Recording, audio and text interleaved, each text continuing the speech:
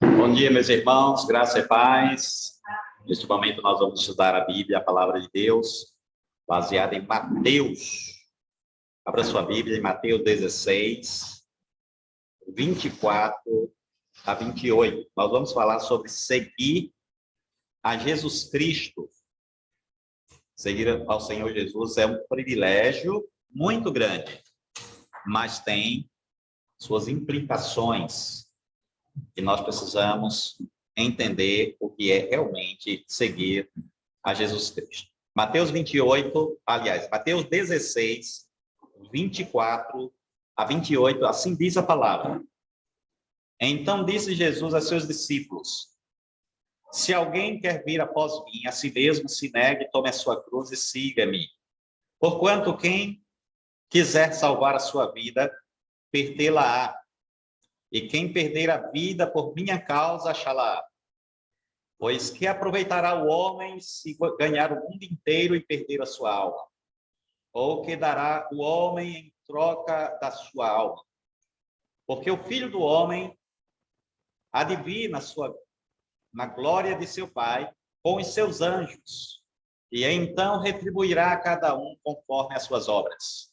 Então, em verdade, vos digo que alguns há dos que aqui se encontram, que de maneira nenhuma passarão pela morte até que vejam vir o Filho do Homem no seu reino. Amém. Senhor, obrigado pela tua palavra. Pedimos que o Senhor nos ajude para compreendermos o que está escrito, registrado nesse texto. Fala conosco, Senhor, em nome de Jesus. Amém. Podeis assentar, meus irmãos?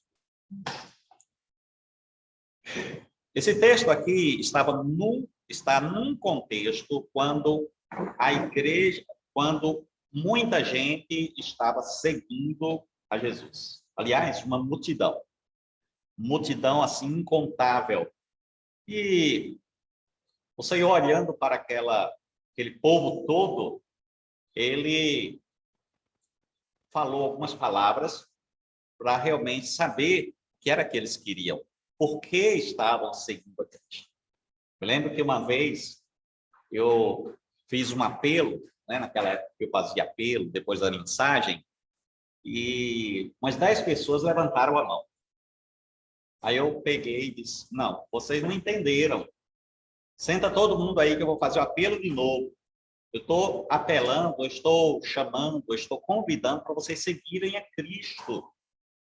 E aí eu falei: agora, os que querem realmente seguir a Cristo de coração, se levante. Aí se levantou a metade. Ou seja, as pessoas que seguem a Cristo, muitas delas, não todas, mas muitas delas, seguem a Cristo por interesses. Foi por isso que Jesus deu esse sermão, deu esta palavra. Por que vocês estão me seguindo? Qual a razão? Se vocês querem me seguir, terão que abrir mão dos seus próprios interesses. Tem que viver uma vida abnegada. Tem muita gente que segue a Cristo porque querem ficar ricas. Tem muita gente que segue a Cristo para alcançar uma cura física. Foi assim nos dias do Senhor. Tanto é que Jesus falou assim: vocês vêm atrás de mim por causa do pão que perece. Trabalhem pelo pão que permanece para a vida eterna. Então, seguir a Jesus Cristo não é para qualquer um. É para os escolhidos. É para quem tem o Espírito Santo. É para os regenerados. Seguir a Cristo exige renúncia, perseverança, compromisso, fé, abnegação, lealdade. E eu gostaria que nós analisássemos em poucas palavras esse texto aí que foi lido. Vamos ver o que é que a gente pode aprender. Em primeiro lugar, seguir a Cristo é negar-se a si mesmo. Veja então no versículo 24. Versículo 24 diz assim: então disse Jesus a seus discípulos: se alguém quer vir após mim, a si mesmo, se negue, tome a sua cruz e siga-me. O Senhor, então, apela, fala de maneira contundente. Vocês querem me seguir mesmo? Então terão que se negar. Uma certa vez, um homem chegou para Jesus e disse assim: Senhor, eu vou te seguir para onde o Senhor for. E Jesus diz assim: as raposas têm os seus covis, as andorinhas os ninhos, mas o filho do homem não tem onde reclinar a cabeça. Vai encarar? Vocês querem mesmo me seguir? Por que vocês querem me seguir? Não tenho nem para mim, para quanto mais para vocês. Na verdade, o Senhor estava testando as pessoas. Jesus não tinha riqueza material, não tinha um animal para se locomover. Jesus não tinha casa para morar. Jesus, de acordo com os estudiosos, na sua vida adulta, morava na casa de Pedro. Ao mesmo tempo, ele é o Senhor da glória. Ele é dono dos céus e da terra. Ele é dono do ouro e da prata. Mas ele abriu mão da sua glória, da sua riqueza, de tudo que ele tem, para mostrar para aquele povo que nós deveríamos adorar a Deus despretensiosamente.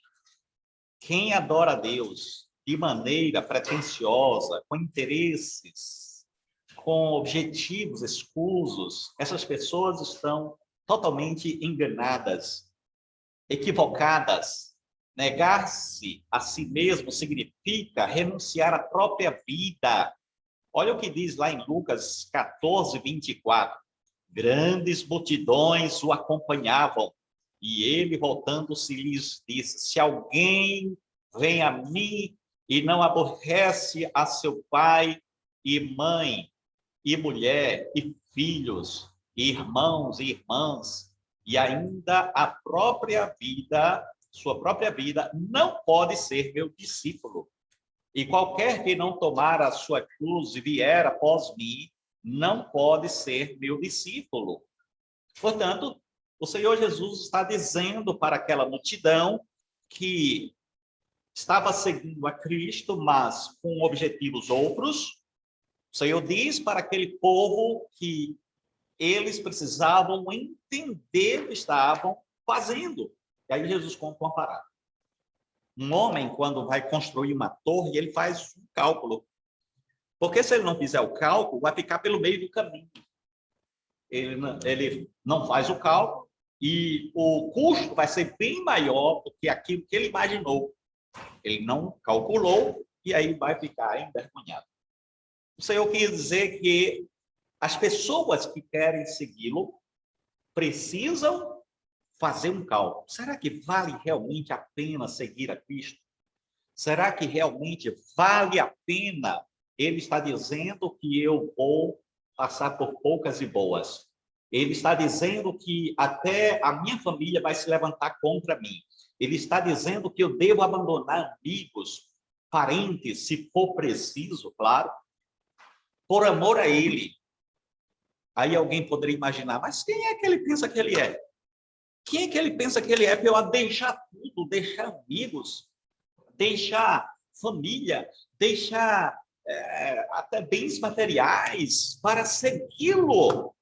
Não está pedindo muito, não? Isso não é demais, não?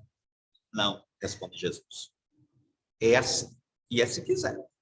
Se não quiser, pode procurar outro.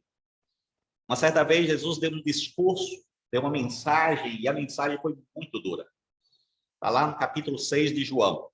E diz a Bíblia que as pessoas, os discípulos, imaginem, foram abandonando Jesus, virando as costas para ele, e só ficaram os 12.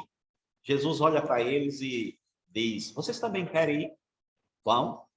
Pode ir. Não me preocupo com isso, não. E aí Pedro: Senhor, para que iremos? Tu tens as palavras da vida eterna. Se nós abandonarmos a Cristo, para quem nós iremos? Quem é que vai nos dar a vida eterna? É verdade que Jesus exige muito. É verdade que o desafio de seguir a Cristo é muito grande. É verdade que precisa renúncia, que tem que abandonar tudo. É verdade, é muito bem verdade. Mas também é verdade que ele cumpre o que promete, a vida eterna, perdão dos pecados. Aliás, só ele pode fazer isso. Nenhum outro Deus, nenhum outro fundador, se é que a gente pode chamar de Deus, nenhum outro fundador de religião, nenhum outro homem, nenhum outro ser é capaz de dar, de oferecer o que o nosso Senhor pode. Aí, um teólogo muito famoso chega, eu não me lembro agora o nome, mas ele disse assim que um homem que exige tanto, que chega para o mundo e diz: eu sou Deus, eu posso perdoar pecados, eu posso reconciliar com vocês com Deus, eu posso dar vida eterna a vocês, eu posso dar salvação, e eu exijo que vocês se anulem, que vocês me sigam, que vocês me amem, que vocês se comprometam comigo 100%, totalmente. E aí esse teólogo diz assim: não, esse homem só pode ser uma de duas coisas. Ou ele só pode ser um esquizofrênico, né? Um louco. Quem é que diria isso? Você teria coragem de dizer isso? Quem jamais, em sã consciência, chegaria para o mundo e diria: eu sou o filho de Deus, eu sou o único que pode reconciliar vocês com Deus, e eu exijo que aquele que quiser vir após mim, negue-se a si mesmo. Você diria isso? Algum ser humano jamais disse isso?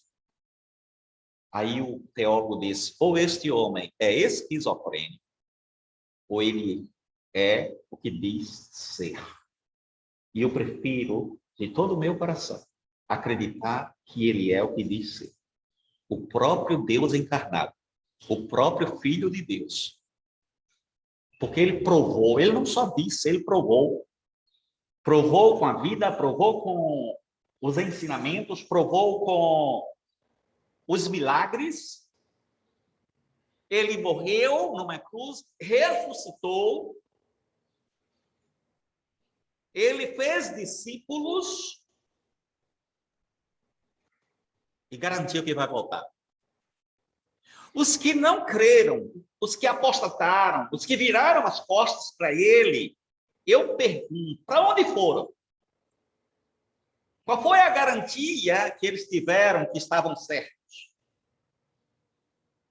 Qual foi a recompensa dessa gente que apostatou, que virou as costas para o Senhor por não ter querido renunciar à própria vida? Nenhuma. Irmãos, hoje não é diferente, não. Século 21, o índice de apostasia é uma coisa altíssima. Se você for para a Europa, você vai visitar o berço do cristianismo e vai perceber que é um verdadeiro cemitério do ponto de vista espiritual. As igrejas estão vazias, aliás, foram vendidas para serem lugar de discoteca, de dança, de todo tipo de coisa, ou para ser museu, e por aí vai. As grandes catedrais foram fechadas, isso a partir do século passado, século XX, porque eles preferiram, eles escolheram livre e deliberadamente abandonar a Jesus, porque não creram que Jesus era o Filho de Deus. Começaram a questionar a Bíblia, a verdade para eles não era mais absoluta, mais relativa. Começaram a relativizar a verdade de Deus, a Bíblia, a palavra do Senhor, e chegaram à conclusão que não valia a pena seguir a Cristo, como Cristo queria que eles seguissem. Continuaram seguindo a Cristo, mas do jeito deles. E quem segue a Cristo do jeito da pessoa que a pessoa quer, do jeito que a pessoa pensa, vai acabar morrendo. E foi o que aconteceu, porque uma igreja liberal, ela morre. Não faz sentido mais uma igreja liberal. Igreja liberal não evangeliza. A igreja liberal não crê nos milagres de Jesus, não crê na volta gloriosa de Jesus, não crê em muitos textos das Escrituras, muitos textos históricos, como o caso de um homem ter sido engolido por um peixe grande, não crê que as muralhas de Jericó caíram, não crê, por exemplo, na Arca de Noé, e por aí vai, só crê naquilo que a pessoa quer crer. A tendência, então, é a morte espiritual. Igrejas mortas. Nós temos igrejas mortas e, infelizmente, este fenômeno está acontecendo aqui no Brasil também. Porque as pessoas não querem renunciar à própria vida. Paulo falou lá em Gálatas 2:20, assim já não sou eu quem vive, mas Cristo vive em mim. E esta vida que vivo agora, eu a vivo pela fé no Filho de Deus, que me amou e a si mesmo se entregou por mim.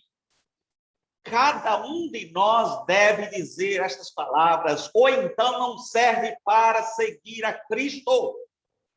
Não vivo mais eu, mas Cristo vive em mim. Mesmo que você tenha suas lutas, suas dificuldades e muitas vezes suas quedas, porque eventualmente a gente pode tropeçar, a gente pode cair. O que não pode é ficar caído. O que não pode é ficar lá na lama, se lameando na lama do pecado. Nós precisamos, na hora que tropeçarmos, na hora que cairmos, precisamos nos arrepender e pedir socorro. Senhor, me socorre, me levanta. Eu estou caído, me ajuda, eu creio no Senhor, eu confio no Senhor, eu quero seguir ao Senhor, eu quero renunciar à minha própria vida, eu quero viver para a glória de Deus. Seguir a Cristo é morrer para o mundo, para os amigos e até para a família, se for preciso. Lá em Mateus 10:34, não penseis que vim trazer paz à terra, não vim trazer paz, mas espada, disse o Senhor.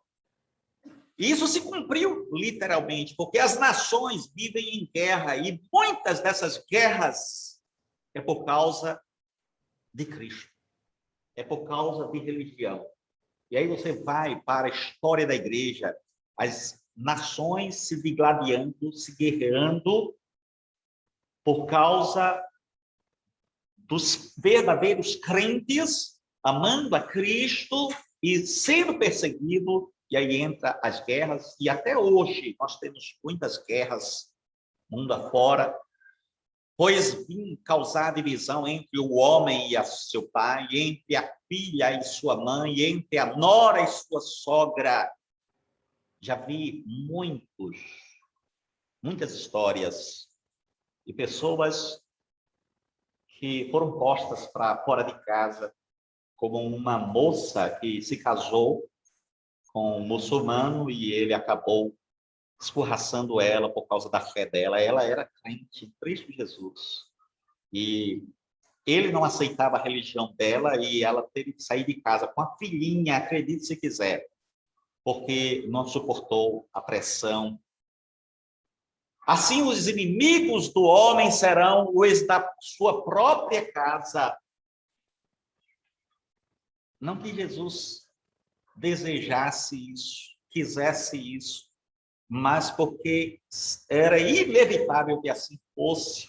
À medida que as pessoas vão se convertendo, e se for uma conversão numa família tradicionalmente religiosa, sei lá, católica ou outra religião, esta pessoa, este membro da família, que se converter a Cristo, vai sofrer perseguição.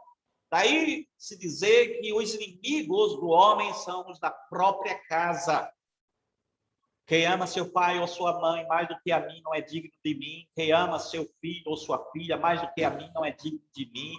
E quem não toma a sua própria cruz e vem após mim não é digno de mim. Quem acha a sua vida perde. Quem acha a sua vida, perdê-la. quem todavia perde a vida por minha causa, achará. É um desafio muito grande. Segundo lugar, seguir a Cristo é perder a vida.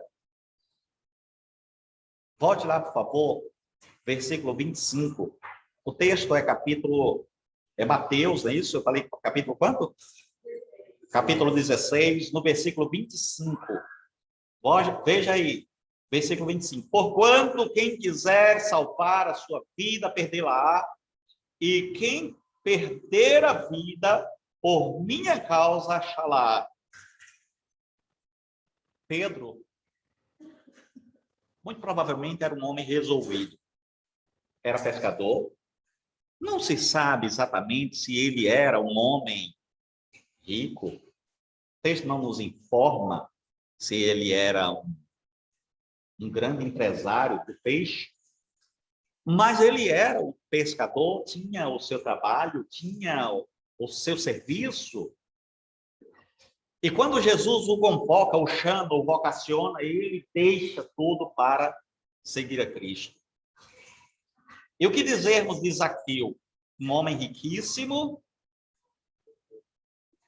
E quando foi chamado por Cristo, quando foi vocacionado, diz a Bíblia que ele se arrepende do que tinha feito, da sua fortuna que tinha alcançado, mas à custa do pobre, à custa do pequeno, e ele disse: eu vou devolver 4 vezes mais aquilo que eu defraudei.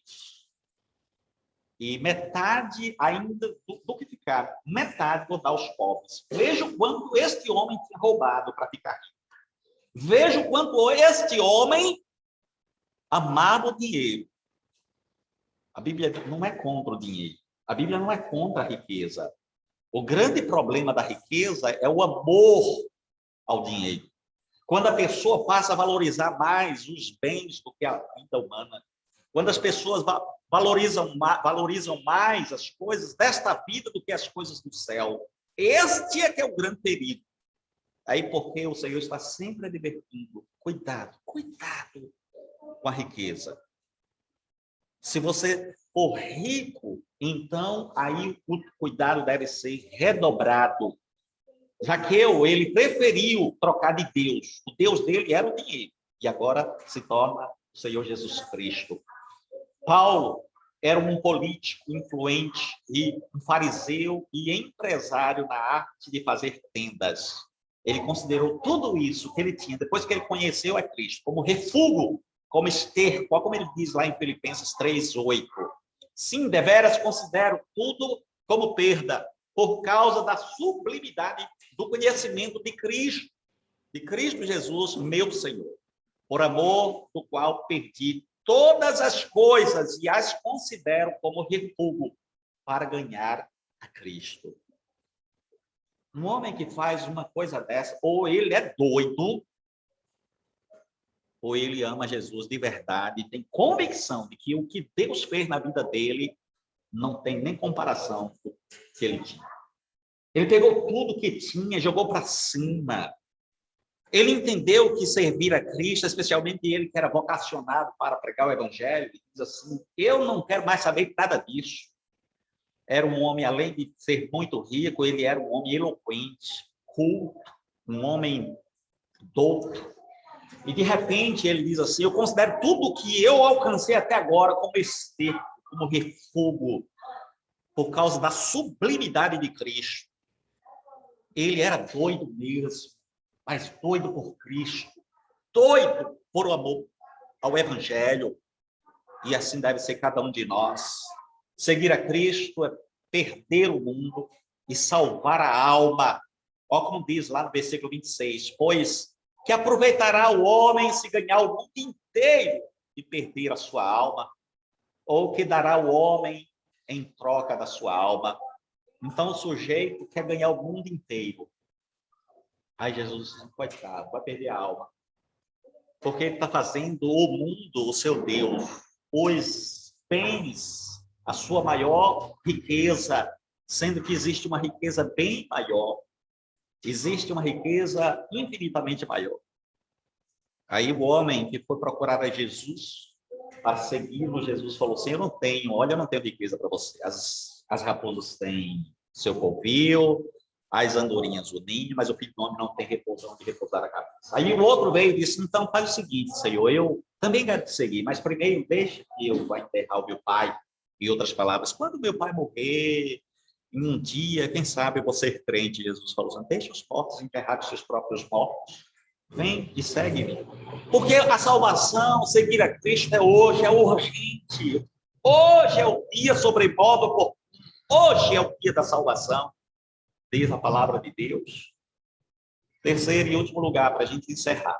Seguir a Jesus Cristo é o maior projeto de vida. Há infinitas retribuições. O texto nos informa lá no versículo 27, porque o Filho do Homem há de vir na sua glória, na glória de seu Pai, com os seus anjos, e então retribuirá a cada um conforme as suas obras. Em verdade, vos digo que alguns atos que aqui se encontram, que de maneira nenhuma passarão pela morte, até que vejam vir o Filho do Homem no seu reino. Portanto, seguir a Cristo é o maior projeto de vida. Há uma retribuição para os que seguem a Cristo. O Filho do Homem será retribuído pelo Pai, e o Filho do Homem retribuirá a todos os que lhe seguirem, e retribuirá segundo as suas obras. E você pergunta, qual é a obra de cada um de nós, já que as nossas obras são como trapos de imundícia diante de Deus? Ou, em outras palavras, não há nada que a gente possa fazer que possa agradar a Deus, a ponto de Deus nos aceitar, a ponto de Deus nos perdoar. Então, as nossas boas obras não valem nada para a nossa salvação. As boas obras são, claro, resultado da nossa salvação, não a causa da nossa salvação. Qual é, então, a nossa recompensa? Primeiro, é preciso crer no Filho de Deus, e depois vem a recompensa. Aliás, a nossa obra é justamente essa, crer no Filho de Deus, nada mais. João 3,36 diz assim, por isso, quem crê no Filho tem a vida eterna, o que, todavia, se mantém rebelde contra o Filho, não verá a vida, mas sobre ele permanece a ira de Deus. Então, em primeiro lugar, é crer no Filho. Essa é a boa obra que Deus quer encontrar em cada um de nós. Qualquer outra boa obra serve para você, não para a sua salvação, não para Deus. O que fez com a luz, o que cada um de nós fez com a luz que recebeu? Nós realmente aproveitamos para dar glória a Deus? A recompensa é a vida eterna mesmo. Porque o Senhor Jesus falou que nós receberíamos nesta vida 100 vezes mais e a vida eterna. Para encerrar, um jovem rico chega para Jesus e diz assim, mestre, bom mestre, que farei para herdar a vida eterna? E Jesus diz, por que me chamas de bom? Só existe um bom, que é Deus. Vá e cumpra os mandamentos. E o homem disse assim, eu tenho feito isso desde a minha mocidade. E Jesus falou assim, muito bem. Então agora, venda tudo que tem, dê aos pobres e siga-me. E o homem saiu triste, virou as costas, porque ele não quis trocar de Deus. Ele não quis renunciar à própria vida. Ele não quis assumir as implicações de seguir a Cristo. Ele queria a bênção de Cristo, mas não queria crer no Cristo da bênção. Ele cria em Cristo, mas não queria andar com Cristo. Não tem aquele tipo de pessoa que diz assim, eu creio em Deus. Todo mundo crê em Deus. É difícil ter gente que não crê em Deus. A população brasileira, de todo 210 milhões, é isso? Mais ou menos 210 milhões de habitantes, não tem 1% de ateu. 1% é minúsculo de pessoas que se declaram ateias. É minúsculo o número. Mas essa população, mais de 99%, que se diz crer em Deus, eu pergunto, quantos, de fato, renunciam à própria vida? Creem em Cristo como Cristo exige que se creia nele. segui-lo de forma abnegada, renunciar à própria vida, colocar Cristo em primeiro lugar, como ele existiu, viver para a glória dele, amá-lo acima da família, dos bens, do trabalho, dos amigos, de tudo e de todos. Quem faz isso? Quem faz isso? Seguir a Jesus consiste em negar-se a si mesmo, perder a própria vida e, claro, vai ser recompensado, porque ele é um Deus que promete. Abaixemos a cabeça e vamos falar com o Senhor. Muito obrigado, Senhor, pela tua palavra nesta manhã. Muito obrigado, como nós somos gratos, porque o Senhor se revelou a nós. Esta revelação não foi para todos. Essa revelação foi para aqueles que o Senhor quis se revelar. No entanto, o Senhor, mesmo se revelando de forma direta para todos os que o Senhor quis se revelar, somente aqueles que realmente creem no Senhor Jesus, que amam o Senhor Jesus, que renunciam à própria vida, é que são, de fato, teus seguidores, como o Senhor mesmo declarou e exigiu. Tenha misericórdia de nós, nos ajuda a perseverarmos. Nós não confiamos em nós mesmos, não confiamos na carne, não confiamos, Senhor Deus, naquilo que nós pensamos, imaginamos, nem na religião. Nós confiamos inteiramente na tua graça, na tua palavra. Muito obrigado, Senhor. Tenha misericórdia de nós. Confessamos os nossos pecados. Pedimos perdão e libertação, transformação. Dirige, Senhor Deus, os nossos passos. Dirige a nossa história de vida. Nós oramos gratos, em nome de Jesus, o nosso amado Salvador. Amém.